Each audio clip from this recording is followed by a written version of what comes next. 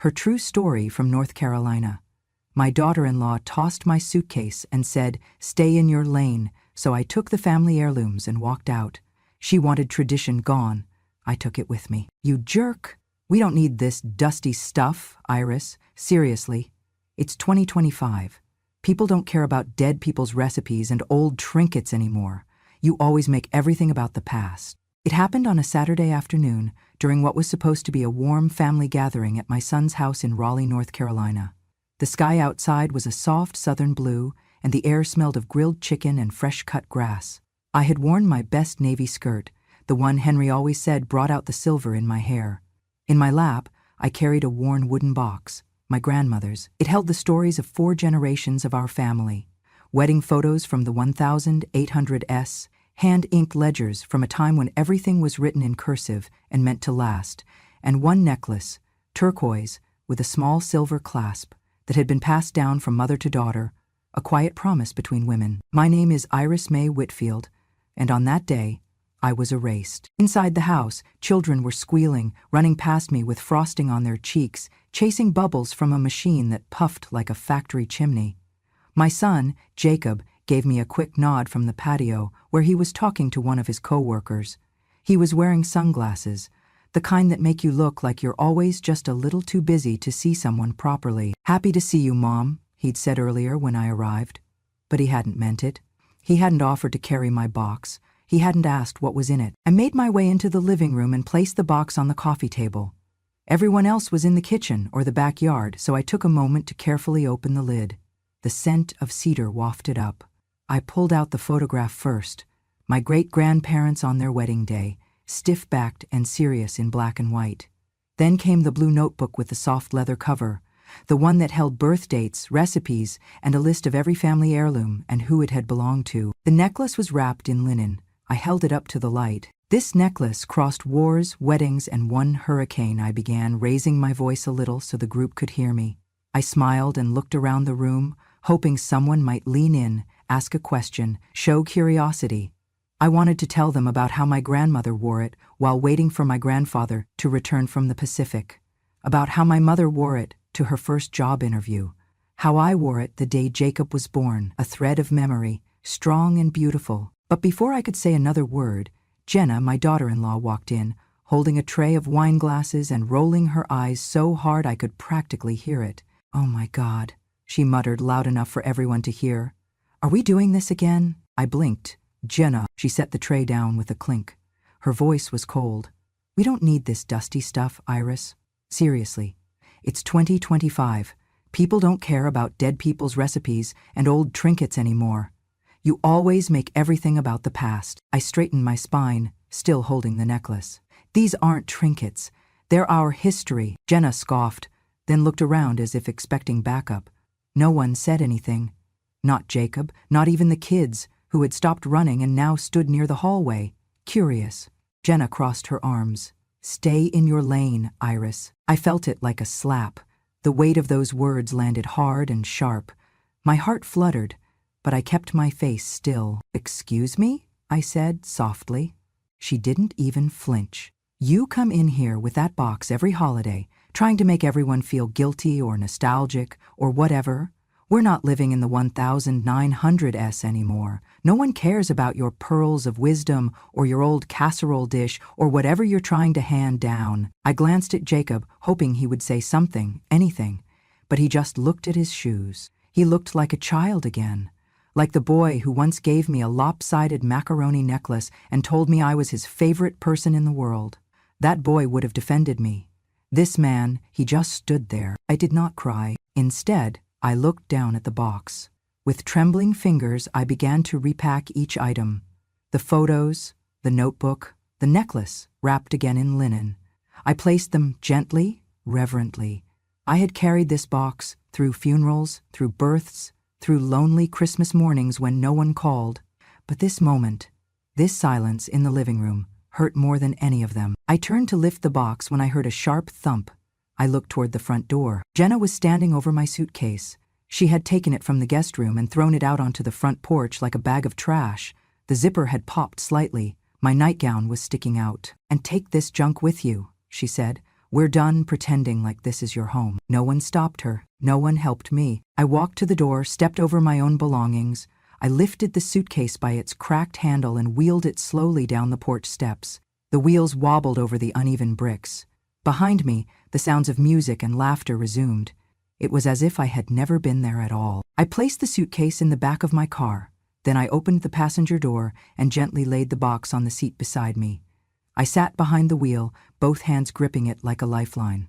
Still, I did not cry. I sat there, looking at the house, at the windows I had once helped paint, the garden I had once planted violets in. I wondered if they would notice when the violets did not bloom this year. Then I said it, out loud, just once. "So this is how names are tossed away." I backed out of the driveway. I drove slowly, the box beside me, full of stories no one wanted to hear. But I would remember them. And one day, someone would. When Henry passed away, the silence in our house grew unbearable. After 50 years of marriage, you do not simply learn to live alone. You learn to carry echoes. I tried. For 2 years I tried. I sat in that rocking chair every evening, listening to the clock tick, the wind rustle through the screen door, and the quiet grow heavier with every breath. So I made a decision. I sold our house in Wilmington and moved closer to Jacob, my only son. It made sense at the time. He had just started a new job. Jenna was pregnant with their second child. "You'll be close to the grandkids," Jacob had said. "We'd love to have you nearby." At the time, I believed him. What I did not tell anyone was that the house they now lived in, that grand colonial in Raleigh with its white columns and wraparound porch, was in my name. Jacob's credit was damaged after a layoff and some missed mortgage payments. I had stepped in without hesitation, writing the check, securing the deed, and handing them the keys. Jenna had thanked me then, with a stiff hug and a lukewarm smile. But her voice had held no warmth. For the next 7 years, I lived a mile away in a modest rental. I paid my rent on time, never called late at night, brought pies to Sunday dinners. I only ever wanted to be included. I was not expecting medals or tributes, just a seat at the table. But slowly, my presence became background noise. That wooden box I brought with me that Saturday, it was not just a collection of heirlooms. It was a small museum of my love and labor. The ink pen was Henry's, used to sign the loan papers for our first home. He used to joke that the pen had more power than his own handshake. The embroidered handkerchiefs were mine, stitched during quiet winters when television bored me and my fingers itched to create something meaningful. And the wedding hand towels? I made them by hand, for Jenna. During her first Christmas in the family, I had spent weeks picking out the right thread, ivory and soft gold, her favorite. I sewed her initials into the corner, along with the date of their wedding. She had unwrapped them slowly, said thanks, and set them aside like a receipt she would never file. But my proudest gift was the wedding dress. I had sat at the foot of the guest bed in my old house, hours at a time, sewing lace trim onto that delicate ivory satin. I stayed up late into the night, hemming the skirt while the house was quiet, my hands working as if guided by memory and prayer. Jenna had chosen a different gown in the end, one from a boutique downtown, but I had kept the dress I made. I never said a word about it. That dress now sits folded at the bottom of the cedar chest, yellowed slightly at the edges maybe, but still intact, still waiting. All of these things, my pen, my cloth, my memories, had become junk. As I sat alone that night, in the quiet of my apartment, I unpacked the box again. I laid each piece out on the coffee table and tried to remember the moment I had first touched them. Not because they were valuable in money, but because they were valuable in meaning. They carried fingerprints, laughter, and the softness of decades. But now, all of it had become a burden. That was the word I could not shake. A burden. I thought back to Jenna's eyes when she said it, how she looked through me, not at me. How she had dismissed not just my things, but everything I had ever tried to pass on. That necklace? Dusty. My photos? Creepy. My stories? Too long. What she saw as clutter was to me continuity. What she called sentimental nonsense was the only way I knew to say, "I love you," after the people who used to say it to me were gone. But that night, as I sat surrounded by the physical proof of a life once cherished, I finally admitted something to myself. In their eyes, I was not the family matriarch. I was the storage closet. I was the one they smiled at to be polite, then rolled their eyes behind. I was the woman who paid for the house but was never invited to pick the paint color.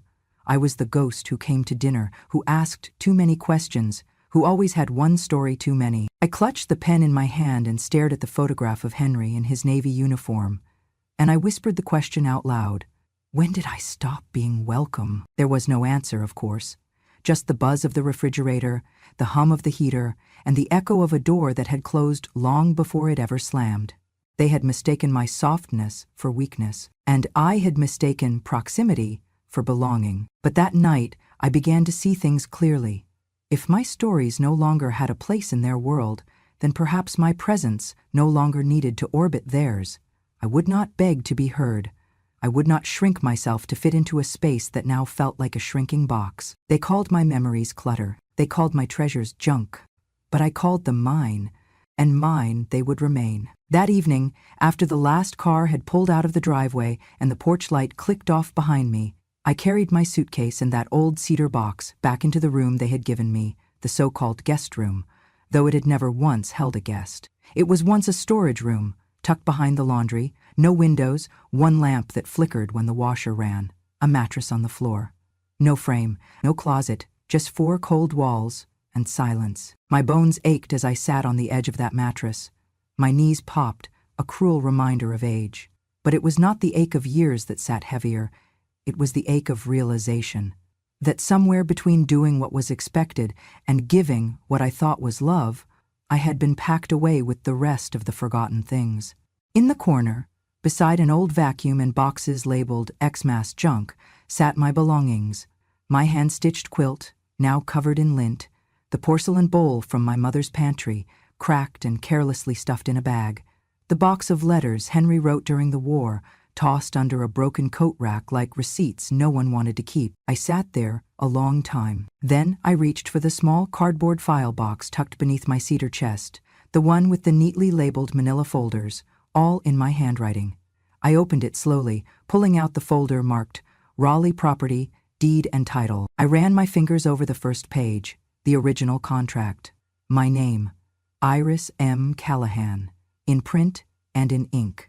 The notary seal still visible.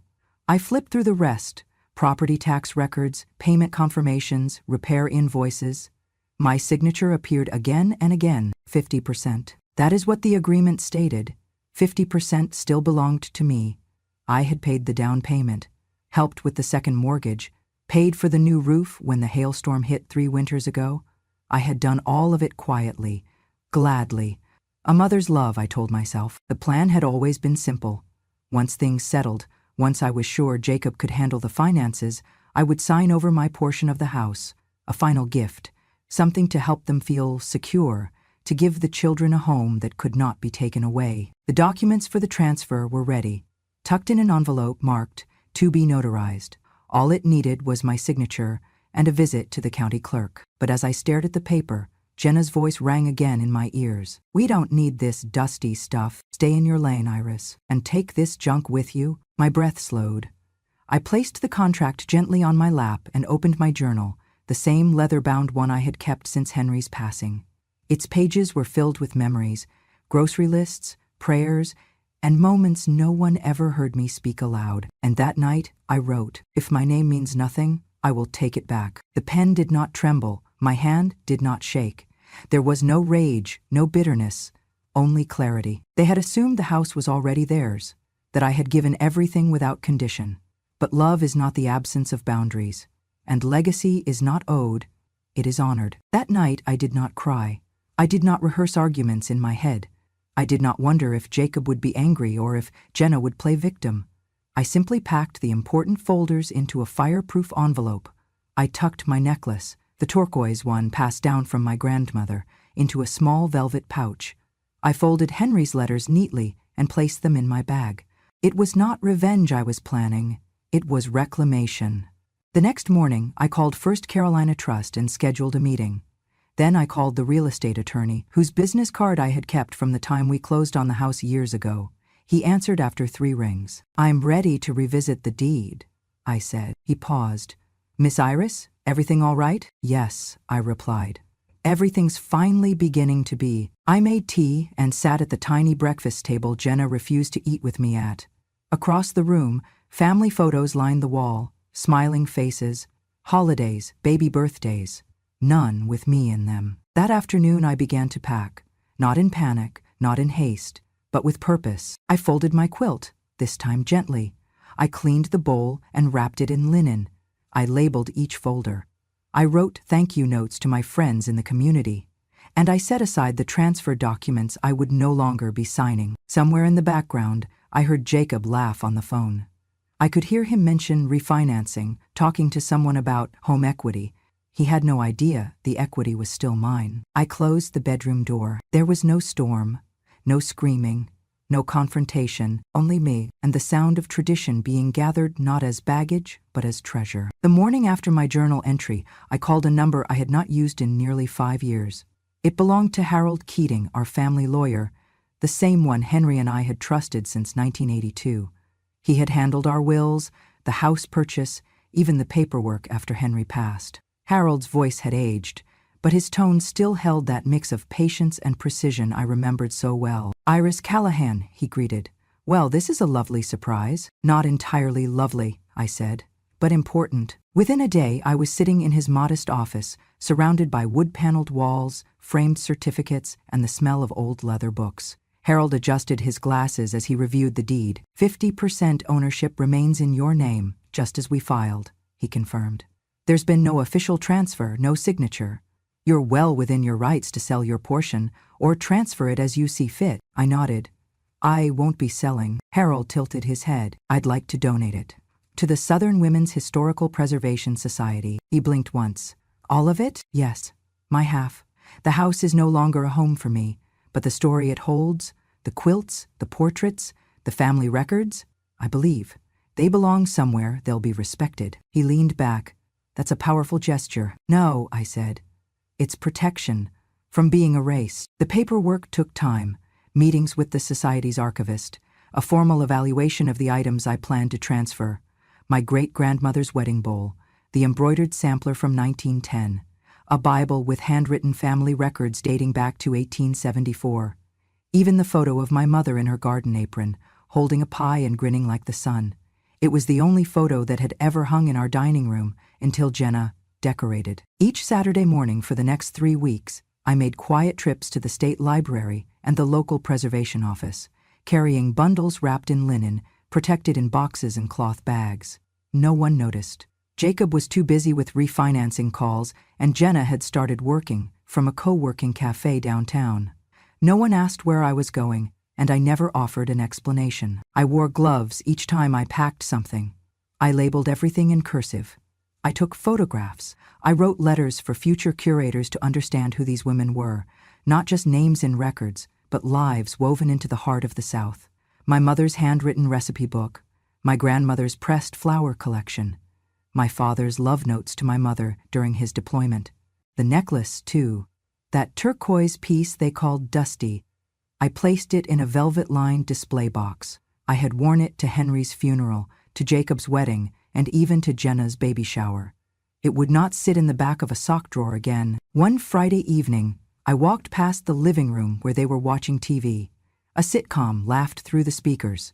I paused, watching Jacob lean back, Jenna curled beside him with her phone. Neither of them looked up. I went to the hall closet, reached behind an old suitcase, and pulled out the envelope, marked to be notarized.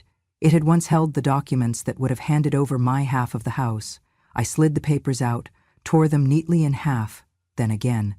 I dropped the pieces in the fireplace, watched them curl into ash. The next morning, I returned to Harold's office to sign the transfer. He placed the final form in front of me, the logo of the Preservation Society in the top corner. "Are you sure?" he asked. I smiled. "Absolutely." My pen didn't hesitate. I wrote my name slowly, letting the ink sink deep into the page. When I dotted the I and Iris, I felt something shift, like dust lifting off a memory. "She wanted it gone," I said aloud as I set the pen down. "Now it's beyond her reach." Harold looked up. "Pardon?" "Nothing," I said, just marking the moment. That afternoon, I visited the preservation office one final time, bringing the last box, the original family tree scroll, sewn onto muslin by my great-great-aunt.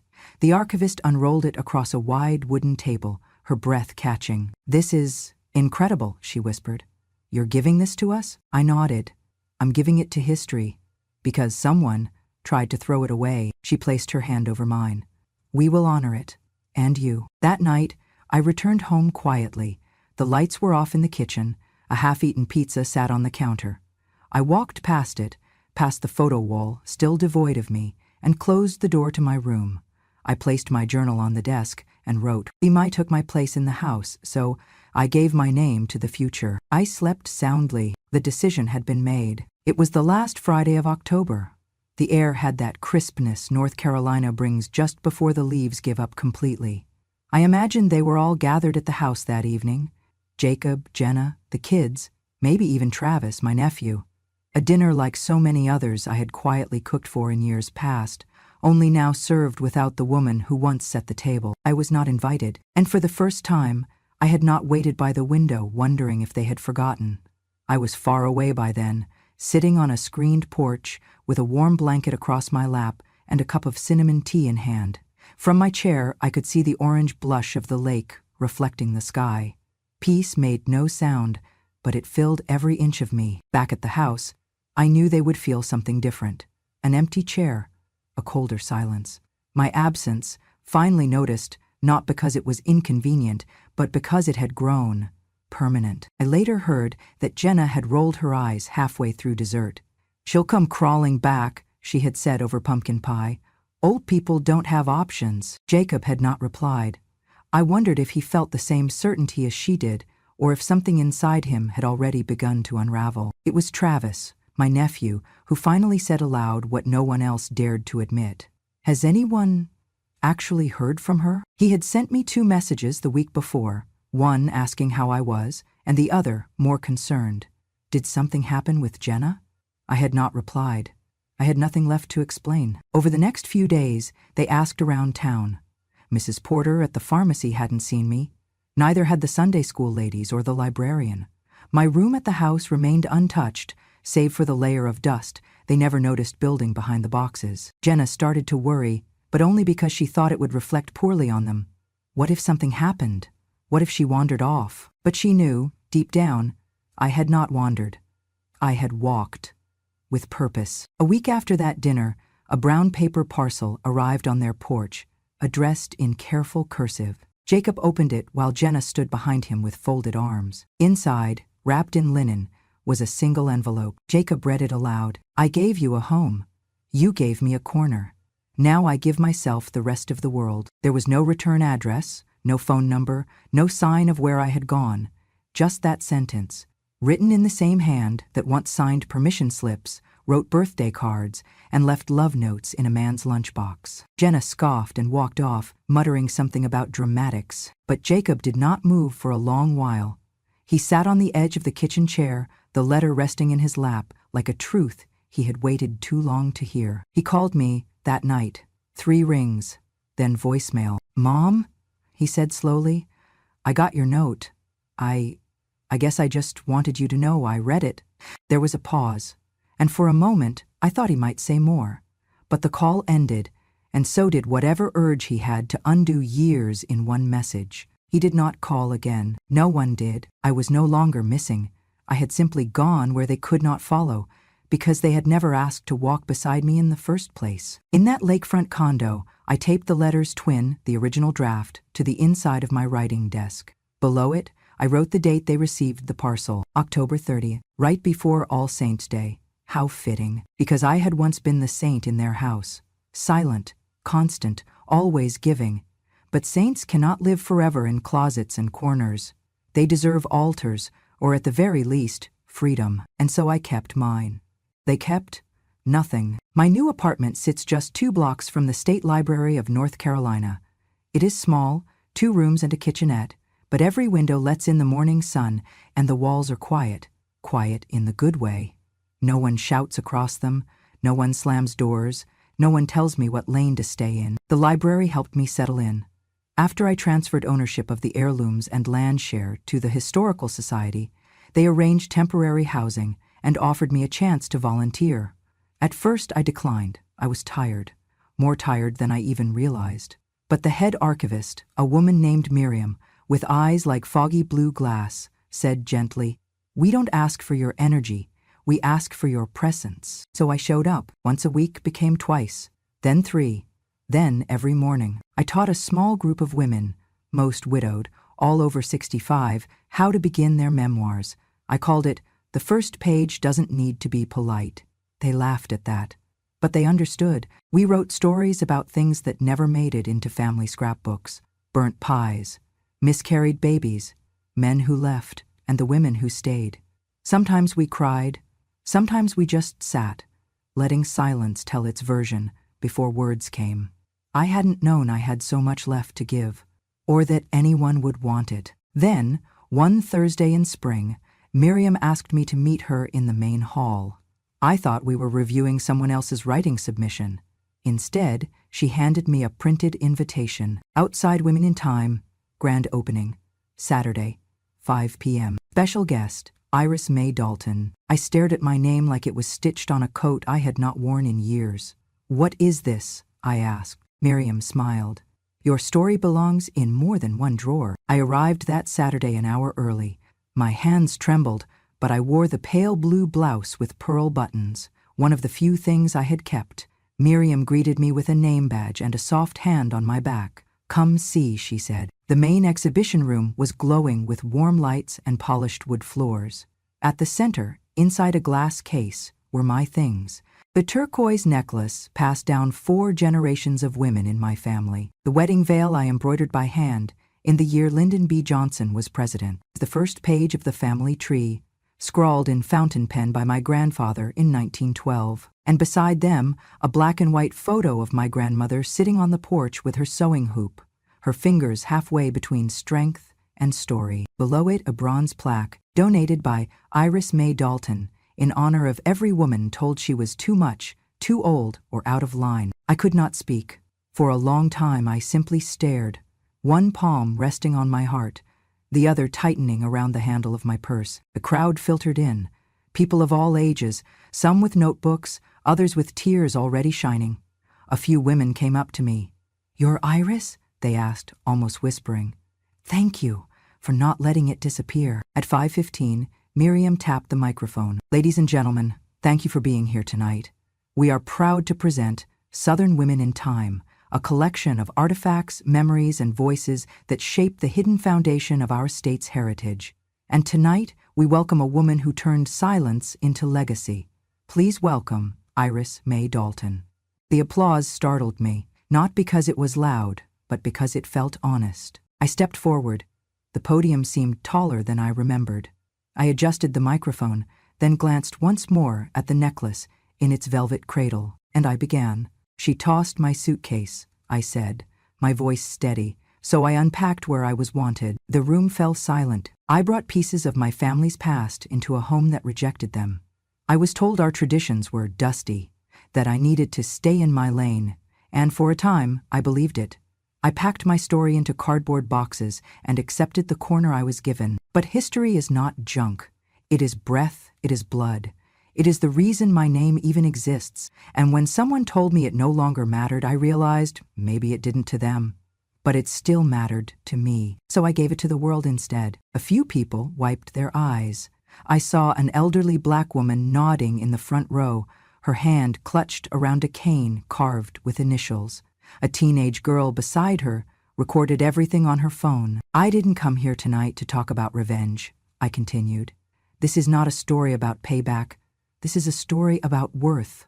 Mine, yours, every woman whose voice was set aside for the sake of comfort or convenience." I stepped away from the podium and they clapped again. I did not cry. I had already cried in private, in the dark, in the passenger seat of that taxi when I left. This was not a moment for tears. This was a moment for being seen. After the speech, someone brought me a plate of fruit and tea. I sat at the edge of the room, watching young women lean in to read the family tree. One child pointed at the necklace and whispered, "It's like something a queen would wear." No child in my family had ever said that, and I smiled, because that night I was no one's burden. I was history, remembered. They came on a Thursday morning. I saw them through the front glass doors of the library. Jenna in a sharp white blazer, like she was walking into court, and Travis trailing behind with his hands stuffed in his coat pockets, his eyes down. Miriam looked over at me from the front desk. "Friends of yours?" she asked. I closed the book I had been cataloging. "Something like that." They did not make an appointment. Jenna marched straight to the main hall and stopped in front of the glass exhibit where the necklace lay nestled beside my grandmother's veil. I followed a few steps behind, silent. "This is ours," she said, loud enough for everyone nearby to hear. "These are family items, private property." Miriam approached her gently. "I'm sorry, ma'am. All of these items were legally donated by Ms. Iris Dalton. We have the documents on file. You're welcome to review the public record, but they're part of the state archive now." "You're lying," Jenna hissed. "My husband is her son. We deserve these back." "She's been manipulated." Travis said nothing. He just kept looking at the necklace, like he was trying to remember what it used to mean. I stepped forward, my voice calm. "No one manipulated me. You just never asked what mattered to me." Jenna spun around. "You're seriously okay with strangers gawking at our family, turning our history into some museum attraction?" I smiled, gently, but without apology. History only becomes history when the living forget to honor it. I offered it to the people who remembered how. That afternoon, the local news picked up the story. North Carolina woman donates family heirlooms to public exhibit, sparks family feud. I refused interviews at first, but when I saw Jenna on social media claiming I had been coerced and manipulated in her old age by liberal institutions, I agreed to speak. The reporter was polite, a young woman, maybe in her 30s. She asked careful questions. I answered plainly. "I wasn't coerced," I told her. "I was erased, piece by piece, until I chose to leave and give myself to a place where stories are preserved, not dismissed." She leaned in. "Do you regret giving up your inheritance?" I laughed softly. "They never wanted it." "Not really. They wanted what it represented. Control, legacy, something to call theirs without the burden of gratitude. And what would you say to those who think tradition should stay in the family?" I paused, looked directly at the camera. "Tradition isn't inherited," I said. "It's honored." And they never honored it. The clip went viral overnight. Thousands of comments poured in, some scolding, many supportive. Elderly women from across the country wrote letters to the library addressed simply to Ms. Iris, the woman who chose dignity. One man even emailed to say the story reminded him to take his mother's stories seriously before it was too late. I never responded to Jenna's online outbursts. She called me bitter, said I ruined her chance to give meaning to her children, but I had given them meaning. She just did not like the way it skipped her hands and landed in mine. A week after the interview aired, Travis came to see me alone. He did not bring flowers or apologies, just sat on the bench outside the library while I ate my lunch. "I didn't know you were hurting that much," he said. I looked at him. "My son, my only child." "I told you," I said gently. "You just stopped hearing me." He nodded, looked away. "So it's all gone?" "No," I said. "It's all where it belongs." He did not argue. He stood, gave a soft nod, and walked away. And I watched him go without bitterness. Some stories don't need revenge, just a place to rest. It was a sunny Saturday in late spring when the library staff hosted my 80th birthday. I had not asked for it, they insisted. "Mrs. Iris," Miriam said, "you gave us a legacy.